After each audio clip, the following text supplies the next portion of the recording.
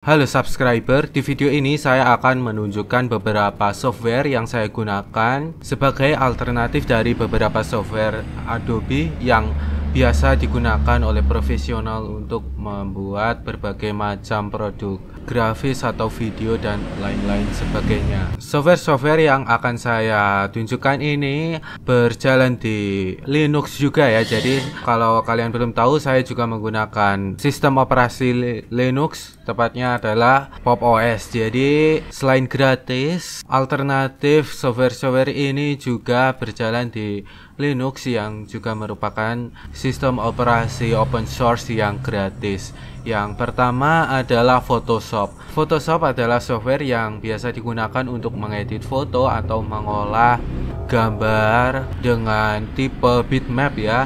Software yang biasa saya gunakan sebagai gantinya Photoshop adalah Photopea. Sebenarnya ini adalah software berbasis web ya. Jadi kita bisa menjalankan software ini di berbagai perangkat, bukan cuma komputer saja ya. Photopea juga bisa kita gunakan di HP Android atau perangkat apa saja yang mendukung browser. Nah, untuk mengakses Photopea kita bisa membuka browser. Kemudian kita bisa ketik Photopea ya, photopea.com.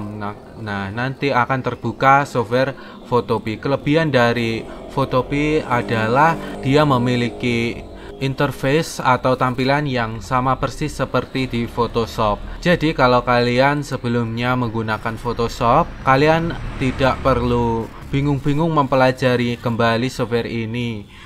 Selain itu, shortcut dan penggunaannya sama persis ya. Saya akan menunjukkan salah satu foto. Nah, dan kita bisa langsung menyeret foto ke sini sama seperti Photoshop. Dan kalau kalian lihat di bagian kanan memang ada iklannya ya, karena memang ini software gratis tapi ini tidak open source dan juga kita bisa menemukan iklan di sini. Tapi tidak apa-apa karena kita bisa menyembunyikannya dengan cara seperti ini ya. Kita bisa seret seperti ini, kemudian kita geser ke sini, lalu kita geser lagi, maka nanti iklannya akan tersembunyi. Nah, seperti yang saya bilang tadi, software ini punya shortcut dan lain-lain yang sama persis dengan Photoshop ya. Mungkin fiturnya tidak selengkap di Photoshop, tapi itu lebih dari cukup ya, karena fiturnya banyak sekali dan kita bisa memanfaatkannya dengan gratis. Misalkan salah satu fitur yang sangat berguna adalah menghapus background dengan otomatis. Misalkan dengan cara seperti ini ya, kita klik select terus kita pilih remove background, maka nanti backgroundnya akan terhapus dan terseleksi dengan otomatis seperti ini. Nah, itu adalah salah satu fitur yang sangat berguna. Salah satu fitur yang berguna lagi adalah kita bisa menggunakan template yang sudah dibuat beberapa orang ya di sini. Misalkan kita mau bikin template atau membuka template, kita klik di sini dan kita bisa pilih salah satu template yang bisa kita gunakan. Misalkan kita mau bikin desain thumbnail YouTube, kita bisa langsung buka di sini dan kita langsung edit. Misalkan saya mau gunakan ini, kita bisa langsung buka dan edit begitu saja dengan gratis ya. Dan ngomong-ngomong, seperti yang kalian lihat di sini, software ini mendukung beberapa ekstensi mulai dari PSD-nya Photoshop, AI atau Adobe Illustrator dan lain-lain. Ya, seperti ini salah satu contohnya. Kita bisa langsung mengeditnya. Kita bisa langsung mengedit, misalkan kita ketik, dia langsung berubah seperti ini. Kita bisa geser. Shortcutnya sama persis dengan yang di Photoshop ya. Jadi kita tidak harus bingung-bingung belajar dari awal. Nah, seperti ini. Ini adalah software alternatif dari Adobe Photoshop. Sebenarnya ada satu lagi software yang gratis dan bisa kita gunakan di Linux, yaitu adalah GIMP. Itu adalah software yang sudah lama dan sudah banyak sekali penggunanya ya. Jadi kalau kalian mau belajar ini, kalian bisa menemukan banyak tutorialnya di YouTube. Saya secara personal tidak menggunakan GIMP karena sebenarnya banyak fiturnya, tapi kita harus mempelajari dari awal karena ini sangat berbeda dari Photoshop. Fitur-fiturnya berbeda dan juga shortcutnya berbeda, tampilannya berbeda, dan saya tidak mau belajar dari awal. Sebenarnya kalau kalian mau mempelajari juga tidak apa-apa karena ini adalah software yang bagus dan bisa berjalan di Linux dan Windows dan juga Mac OS. Banyak orang yang menggunakan software ini sebagai pengganti Photoshop ya. Selain software ini ada juga software yang lain yang namanya adalah Krita. Krita adalah software yang biasa digunakan untuk menggambar atau membuat ilustrasi atau animasi 2 dimensi ya. Ini juga gratis dan open source. Kalau biasanya kalian menggambar di Photoshop atau software berbasis bitmap yang lain, kalian bisa memanfaatkan Krita sebagai alternatifnya karena ini adalah software yang gratis dan bisa berjalan di Linux dan semua operating system, bahkan Android ya kalau tidak salah. Kalian bisa menggunakan ini di tablet Android. Jadi ini sangat bermanfaat sekali. Nah, banyak sekali yang menggunakan Krita buat bikin animasi atau ilustrasi 2 dimensi. Benar kan? Ternyata Krita juga bisa digunakan di tablet Android ya. Jadi bagus sekali. Dan di Krita kita bisa menggunakan brush yang bisa di custom. Jadi kita bisa menggambar dengan leluasa dan juga kita bisa mendownload berbagai brush yang sudah dibuat orang-orang ya. Jadi ini adalah software menggambar yang sangat bagus. Selanjutnya adalah Adobe Illustrator. Adobe Illustrator adalah software untuk membuat ilustrasi atau berbagai macam gambar berbasis vektor ya. Biasanya buat bikin logo atau desain poster dan lain-lain dengan basis vektor. Software yang saya gunakan sebagai alternatif Adobe Illustrator adalah Inkscape ya. Tampilannya seperti ini. Inkscape ini lebih mirip dengan CorelDRAW daripada Adobe Illustrator ya, tapi manfaatnya sama. Dia bisa mengedit atau membuat gambar berbasis vektor. Saya biasa menggunakan Inkscape buat bikin thumbnail YouTube saya ya, karena memang mudah buat digunakan. Dan sebelumnya saya pernah menggunakan CorelDRAW dan shortcutnya bisa kita ubah biar seperti di CorelDRAW. Jadi ini akan mempermudah kita sebagai orang yang pernah menggunakan CorelDRAW. Inkscape ini adalah software yang gratis ya, jadi kita bisa download tanpa membayar dan juga kita bisa menjalankan Inkscape di berbagai sistem operasi mulai dari Linux, Windows atau Mac OS. Nah, ini adalah beberapa karya orang-orang yang menggunakan Inkscape, bagus sekali ya. Nah, selanjutnya adalah Premiere Pro. Premiere Pro ini adalah software yang bisa kita gunakan untuk mengedit video. Nah, yang saya gunakan untuk mengedit video adalah Blender ya. Blender adalah software yang biasa digunakan buat bikin animasi atau model 3 dimensi, tapi kita bisa menggunakan Blender buat mengedit video. Nah, seperti ini tampilannya. Nah, memang Blender ini tidak memiliki banyak fitur yang bagus buat video editing ya, tapi sudah cukup lengkap sehingga kita bisa bikin berbagai macam project video mulai dari video YouTube, film atau yang lain-lain ya. Dan kita juga bisa memanfaatkan color grading di sini buat bikin video kita lebih bagus. Dan selain itu, Blender juga punya add-ons atau fitur tambahan yang bisa kita manfaatkan yang namanya adalah Power Sequencer. Dengan fitur ini kita bisa memotong-motong video dengan cepat dan praktis sekali pokoknya. Saya suka menggunakan Blender karena ada fitur itu. Seperti itu. Ini adalah salah satu project yang sudah saya buat. Kalau kalian penasaran bagaimana cara mengedit video di Blender, kalian bisa mempelajari tutorialnya yang sudah saya buat sebelumnya di channel ini. Tonton tutorialnya dengan link yang sudah saya taruh di atas sini. Selain Blender, ada juga software video editor yang bisa kita gunakan sebagai alternatif Adobe Premiere Pro. Namanya adalah Kdenlive. Ini lebih dikhususkan buat video editing ya, karena fitur-fiturnya sangat mirip seperti Adobe Premiere. Ada fitur audio mixer. Nah, Kdenlive ini adalah software yang gratis ya. dan kita bisa gunakan di Linux juga. Kelebihan dari Kdenlive dibandingkan dengan Blender adalah dia memiliki tampilan yang mirip dengan Adobe Premiere. Jadi kalau kalian mau pindah dari Adobe Premiere ke software yang gratis, kalian bisa gunakan ini.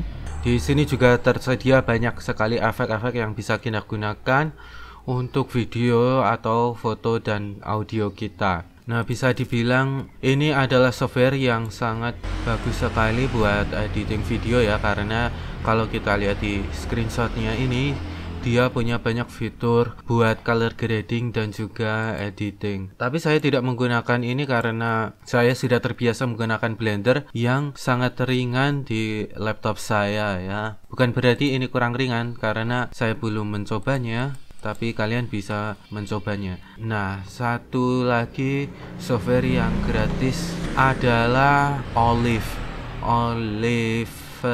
Nah, Olive ini seperti Adobe Premiere ya tampilannya, walau tidak mirip banget, tapi fitur-fiturnya mirip sekali. Sayangnya saya merasa software ini masih belum matang ya. Jadi walau kita bisa menggunakannya, tapi saya tidak bisa menemukan fitur-fitur yang biasa saya temukan di Adobe Premiere atau Blender ya. Tapi ini adalah software yang sangat ringan, jadi kalau kalian menggunakan laptop atau komputer lama, kalian bisa mencoba Olive sebagai pengganti Adobe Premiere. Nah, seperti yang kalian lihat, ini mirip banget kan? Pada bagian efeknya mirip sekali dengan yang di Adobe Premiere Pro. Tapi kita perlu mempelajari lebih lanjut biar kita bisa menggunakan software ini ya. Saya rasa tidak perlu sulit belajarnya karena sangat mirip. Nah, nantinya juga ada node compositing ya. Ini adalah fitur yang cukup advance, jadi kita bisa mempelajarinya buat bikin compositing yang bagus seperti di DaVinci Resolve. Mungkin baik buat color grading atau compositing. Jadi sebenarnya dia punya banyak fitur ternyata, tapi saya belum bisa menemukannya di sana. Kita bisa klik di sini buat download ya, dan dia tersedia di Windows, Mac, dan Linux. Nah, satu lagi video editor yang gratis yang bisa kita gunakan sebagai pengganti Adobe Premiere namanya adalah DaVinci Resolve. Software ini banyak digunakan oleh profesional buat bikin film yang terkenal ya. Kita bisa melihat beberapa cuplikan film yang diedit menggunakan DaVinci Resolve. Ini adalah software yang gratis, sayangnya beberapa fiturnya terbatas ya. Jadi kalau kalian mau menggunakannya secara penuh, kalian harus membayar atau membelinya. Tapi kalau kalian menggunakan yang versi gratis, saya yakin tidak apa-apa karena fiturnya sudah cukup banyak untuk kita manfaatkan yang versi gratisnya. Saya secara personal tidak menggunakan DaVinci Resolve karena laptop saya tidak mendukung, karena memang sebagai software profesional dia membutuhkan komputer yang bagus. Nah, DaVinci Resolve ini dikenal sebagai software untuk melakukan color grading pada video ya. Jadi dia memiliki banyak fitur yang sangat berguna dan dia mendukung video RAW ya. Jadi pantas saja dia software yang sangat berat sekali, tapi kalian bisa mempelajarinya kalau kalian mampu menginstal di komputer atau laptop kalian. Lihat sekali banyak kan fiturnya. Selanjutnya adalah Adobe InDesign. Mungkin ini yang paling kurang terkenal ya, karena Adobe InDesign ini adalah software yang digunakan untuk melakukan layouting atau mengatur tata letak buku, majalah, atau berbagai produk cetak lainnya ya. Nah, saya kurang paham dengan Adobe InDesign karena saya jarang membuat layout buat majalah atau buku. Tapi sebenarnya saya pernah me-layout majalah ketika saya mengikuti ekstrakurikuler majalah di sekolah saya dulu di SMK ya. Dulu saya menggunakan CorelDRAW buat me-layout majalahnya. Dan saya juga pernah me-layout sebuah buku yang saya buat sendiri dan saya menggunakan Scribus. Scribus itu adalah software gratis sebagai pengganti Adobe InDesign. Kita bisa memanfaatkan Scribus buat bikin layout buku, majalah, atau desain cetak lainnya ya. Nah, sayangnya tampilan pada software ini terlalu jadul buat dipelajari sekarang. Jadi Mungkin kita perlu terbiasa buat menggunakannya ya, karena lihat saja tampilannya sangat jadul sekali. Tapi ini cukup bisa kita andalkan buat bikin majalah atau buku ya. Nah, selain Scribus, kita juga bisa memanfaatkan Inkscape ya buat bikin desain majalah, karena sekarang Inkscape itu mendukung multi pages ya. Kita bisa menambahkan banyak halaman. Misalkan di sini kita bisa menambahkan halaman-halaman seperti ini. Sebelumnya fitur ini nggak ada, jadi ini bisa kita gunakan. Selanjutnya adalah After Effects. After Effects itu bisa kita gunakan buat bikin motion graphic atau visual effect, animasi, dan lain-lain ya. Nah, software yang gratis sebagai gantinya Adobe After Effects adalah Blender dong. Memang Blender ini biasa kita kenal sebagai software untuk bikin animasi atau objek 3 dimensi. Tapi kalau kalian belum tahu, Blender itu biasa digunakan untuk compositing juga dan juga visual effect. Jadi dia punya banyak fitur yang seperti di After Effects. Tapi memang tampilannya berbeda ya, karena Blender ini compositingnya ini berbasis node, sedangkan After Effects itu berbasis layer. Jadi ada kelebihan dan kekurangannya. Selain itu, buat motion graphics Blender juga bagus sekali ya. Kita bisa mempelajari, misalkan kita bisa bikin banyak sekali motion graphic di Blender, seperti tulisan atau seperti ini. Ini bisa kita buat di Blender kalau kita tidak punya After Effects ya. Bahkan animasi seperti ini juga bisa dibuat di Blender. Nah, selain itu Blender juga punya fitur Grease Pencil buat animasi 2 dimensi. Jadi Blender adalah alternatif After Effects yang bagus sekali. Nah, selanjutnya adalah Adobe Lightroom. Adobe Lightroom itu adalah software yang biasa digunakan untuk mengedit banyak foto. Yang saya gunakan untuk mengedit foto adalah Raw Therapy. Ini adalah software gratis yang juga bisa berjalan di Linux. Nah, seperti ini softwarenya. Raw Therapy ini bisa digunakan buat mengedit foto RAW dengan berbagai format ya, mulai dari DNG atau foto RAW dari Canon atau berbagai kamera yang lainnya. Ini adalah foto yang saya potret menggunakan HP saya ya, Realme XT, tapi dengan format RAW menggunakan aplikasi Motion Cam. Kelebihan dari memotret RAW, kita bisa mengedit dengan leluasa tanpa merusak fotonya ya. Jadi ini bagus sekali. Dan pada Raw Therapy kita bisa menemukan banyak fitur dan parameter yang bisa kita manfaatkan seperti ini. Satu lagi software gratis pengganti Adobe Lightroom adalah Darktable. Seperti ini softwarenya. Mungkin Darktable itu punya fitur yang lebih lengkap ya, saya rasa begitu, tapi saya tidak menggunakan ini karena saya merasa softwarenya terlalu susah buat digunakan. Sebenarnya nggak terlalu susah buat dipelajari sih kalau kalian mau belajar, tapi saya lebih suka menggunakan Raw Therapy karena ringan dan mudah. Kelebihan dari Darktable adalah kita bisa menggunakan beberapa parameter yang sama dalam satu foto ya, jadi bisa bertumpuk seperti itu. Fitur yang juga ada di Adobe Lightroom kalau nggak salah. Nah, selanjutnya adalah Adobe Animate. Adobe Animate adalah software yang bisa digunakan untuk animasi 2 dimensi dengan berbasis vektor ya. Software yang bisa kita manfaatkan tentu saja namanya adalah Blender lagi dong, karena Blender itu punya banyak fitur. Saya punya playlist di channel ini yang bisa kalian tonton untuk belajar menggunakan Grease Pencil buat bikin animasi 2 dimensi. Blender lagi. Nah, Blender juga bisa memanfaatkan fitur pressure sensitivity pada brush ya, pada pen tablet. Jadi kalau kalian menggambar menggunakan pen tablet, kalian bisa memanfaatkan itu buat menggambarnya. Nah, kalau kalian ingat Adobe Animate dulu namanya adalah Adobe Flash ya, dan di Dan di Adobe Animate kita bisa bikin game atau media interaktif ya. Tapi sayangnya di Blender kita tidak bisa menggunakannya buat bikin game atau media interaktif karena memang dulu ada game engine di Blender tapi sekarang sudah tidak ada. Nah, seandainya kalau kalian mau bikin game yang gratis atau media interaktif, kalian bisa memanfaatkan software lain yang namanya adalah Godot. Ini adalah game engine yang bisa kalian pelajari buat bikin game atau media interaktif. Kelebihan dari Godot adalah dia ringan sekali dan kalian bisa mempelajarinya dengan tutorial yang banyak di YouTube. Saya tidak paham dengan Godot karena saya tidak bisa menggunakannya ya. Selain ringan, kelebihan dari Godot adalah dia bisa berjalan di Linux, Windows, macOS, bahkan Android ya. Kalau nggak percaya kalian bisa cek di Play Store. Ini adalah game engine yang bisa kita jalankan di Android.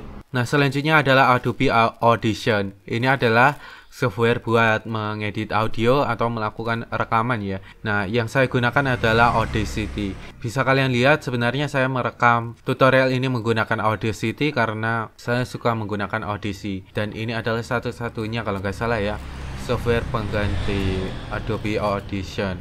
Nah, kita bisa memanfaatkan banyak fitur di sini buat mengedit audio kita. Misalkan mau menghilangkan noise atau yang lain-lain. Ada juga efek dan fitur-fitur lainnya. Nah, itu adalah beberapa software yang biasa saya gunakan sebagai pengganti software Adobe.